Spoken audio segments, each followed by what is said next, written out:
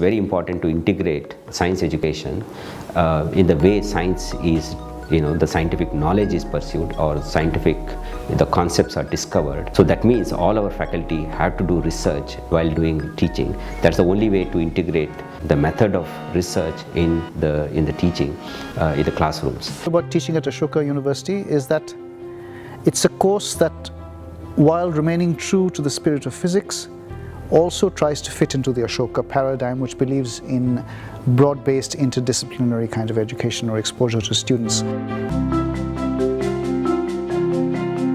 The sciences are not fundamentally about, a sense of being obedient or doing what you're told, right? The sciences are about asking questions. At the same time, you have to build the discipline with which to be able to answer them.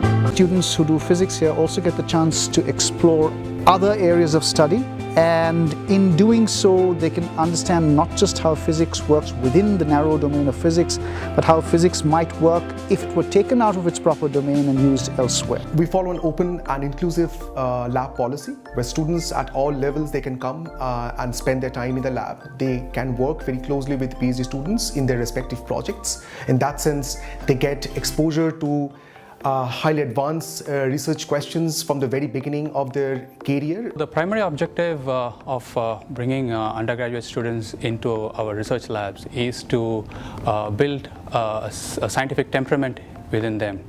How do you carry out the current literature? How do you search for literature? What is known? How do you ask a good scientific question?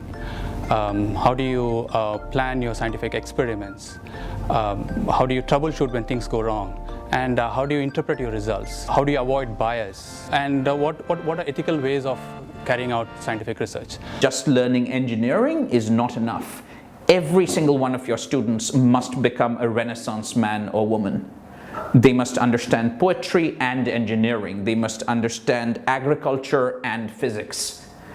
Then and only then do you have the requisite diversity of thought that is required for research and progress. Given this immense amount of data, what does the data suggest to us? How can I make computers more creative? All of these are new questions, and questions that we are building into the curriculum at Ashoka. And what we expect and what we want to inculcate in each of our students is this broader education that will help them think, that will help them be creative, and that will help them be productive citizens of tomorrow.